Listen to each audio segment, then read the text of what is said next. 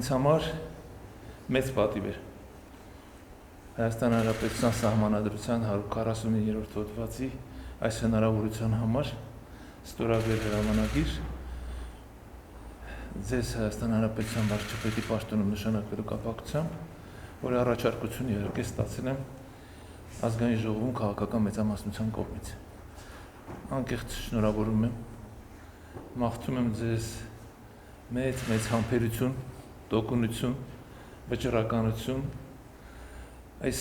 դժվարին ժամանակներում մեզ առաջնորդելու համար, երկիրը դեպի բարեկեցիկ ապագա տանելու համար,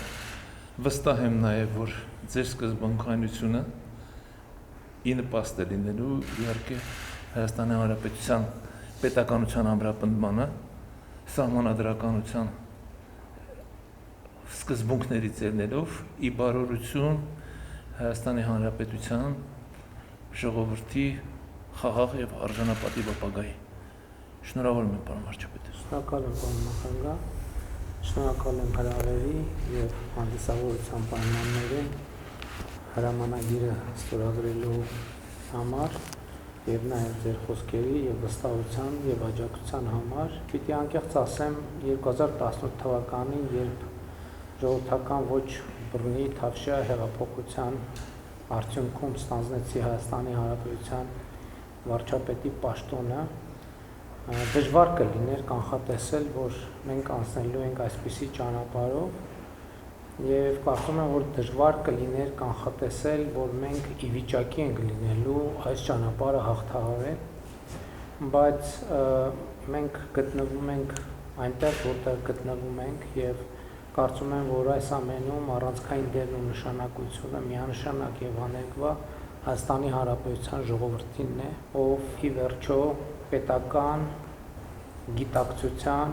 եւ պետականակենտրոնության առանձնահատուկ արտահայտությունների ցույց տվեց այս ողջ ընթացքում։ Եվ իհարկե սա մեծ պարտավորություն է եւ պարտավորվածություն է, իհարկե առաջիկայում կձևավորվի կառավարությունը եւ կառավարության բոլոր անդամները ներառյալ ես երթման տեքստով արդեն կամրագրենք մեր պարտավորությունները մեր ժողովրդի առաջ։ Ուզում եմ նաեւ ձեզ շնորհակալություն հայտնել այսօր ազգային ժողովի համբոնից ունեցած ուղերձի համար, շատ կարեւոր ուղերձներ հղեցիք, ինչին ուշադիր հետևում էի եւ հույս ունեմ, որ 9-րդ գումարման ազգային ժողովը ի վերջո կդառնա այնպիսի հարթակ, որը քաղաքական գաղափարների, մտքերի, տեսլականների եւ ոչ թե անձանց բախման միջավայր կլինի, որովհետեւ եւ այսօր էլ տեսա, որ ազգային ժողովի նախագահի տեխնացուն քաղաքացիական պայմանագիր կուսակցության կողմից առաջադրված պարոն Ռուբինյանը այդ նույն ուղերձը հղեց, որ ցուցաբերելով քաղաքացիական պայմանագիր կուսակցության խմբակցության պատրաստակամությունը խորհրդանում աշխատել առանց անձնական եւ անձնավորված թիրախավորումների, հայհոյանքի եւ վիրավորանքի տրամաբանությունից դուրս, իհարկե բանավեճերը պետքա եւ կլինեն սուր, բայց շատ կարեւոր է թե սրությունը ինչի մասին է։ Սրությունը քաղաքական, տնտեսական, սոցիալ-տնտեսական բովանդակության մասին պետք է լինի եւ ոչ թե փոխադարձ թիրախավորումների։ Ամեն դեպս մենք ձեր ուղերձը լսել ենք եւ մենք այդ ուղերձով ենք առաջնորդվելու։ Հույս ունեմ կհաջողվի չշեղվել այս ուղուց, որովհետեւ դա միակողմանի չէ այդ գործընթացը եւ եթե ընդդիմությունը այս տրամաբանությունը նույնպես ընդունելի համար, կարծում եմ շատ ավելի որակյալ աշխատանք կունենանք։ Պարոն նախագահ, եւս մեկ անգամ ուզում եմ շնորհակալություն հայտնել ձեզ, նաեւ այս ողջ ընթացքում ձեր ցուցաբերած աջակցության համար։ Իհարկե մենք մեր հանդիպումները եւ համատեղ աշխատանքը ամբողջությամբ չենք լուսաբանում, որովհետեւ աշխատանքային մակարդակում մենք շատ սերտ երխոսության մեջ ենք եւ քննարկում ենք բազմաթիվ հարցեր եւ այս ընթացքում նաեւ պաշտոնապես եւ ոչ պաշտոնական շփումներում ես միշտ տեսել եմ, զգացել եմ ձեր աջակցությունը, ինչի համար շնորհակալ եմ։ Մեծարգո պարոն վարչապետ, շատ կարճ ուղղակի ես ինքս նորից շնորհակալություն եմ ձեզ հայտնում այդ վստահության համար, որ կա կառավարություն, նախագահական ազգային ժողով միջև, որովհետև ինքս մասնակից եմ կարևորագույն կառավարական պետական որոշումների համար, որի հնարավորությունը դուք տվել եք, ըստ էության սահմանադրությունում այդ հնարավորությունները շատ պայմանական են։ Եվ այդ վստահությունն է ինձ նաև համոզում, որ իրականում այն քաղաքականությունը, որ վարում եք դուք, որպես կառավարություն ղեկավար, որպես քաղաքական ուժի ղեկավար մեծամասնության, դրանք ի նպաստ են լինելու Հայաստանի Հանրապետության ամրապնդմանը, դրանք ի նպաստ են լինելու Հայաստանի ինքնիշխանության ամրապնդմանը եւ միանշանակ ի նպաստ են լինելու Հայաստանի ուժեղ ապագային։ Ես նորից ձեզ հաջողություններ եմ մաղթում, կամք, տոկունություն, ամրություն, որովհետեւ արտաքինից այն ինչ որ տեսնում ենք շատերս, այդ թվում նաեւ Հայաստանի Հանրապետության քաղաքացիներում, դա միայն արտաքին մասն է։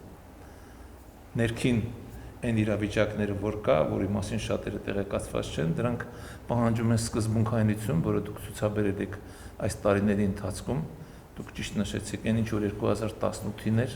մենք չենք կարող պատկերացնել, թե այսպիսի զարգացումներ են տեղի ունենալու, ոչ միայն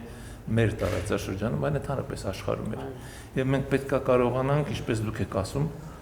միշտ շեշտում եք, որ ամենակարևորը կառավարելի դարձնենք այն process-ները, որ տեղի են ունենում, եւ մի փոքրիկ դիտարկում ընդհանրապես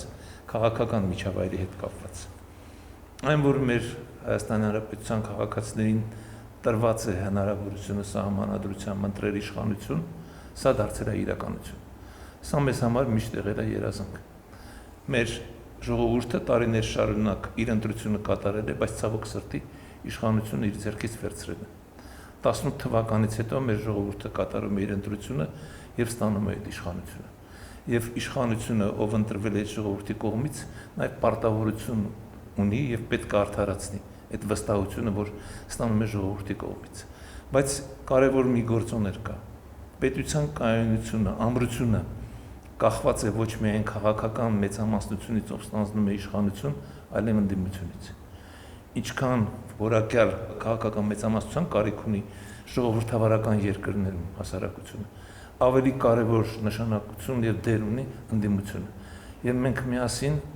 պետք է ամեն ինչ անենք եւ այդ թվում նաեւ ընդդիմության հետ մենք աշխատենք, ես լսել եմ նաեւ պարոն Ռուբինյանի ուղերձները, որ ուղղվեցին։ Ես վստահ եմ, որ դուք տրամադրված եք այդ իրավիճակը, այդ մթնոլորտը ստեղծել, որովհետեւ ի վերջո բոլորիս նպատակը մեկը պետք է լինի՝ ունենալ ամուր, հզոր Հայաստանի Հանրապետություն։ Շնորհակալ եմ։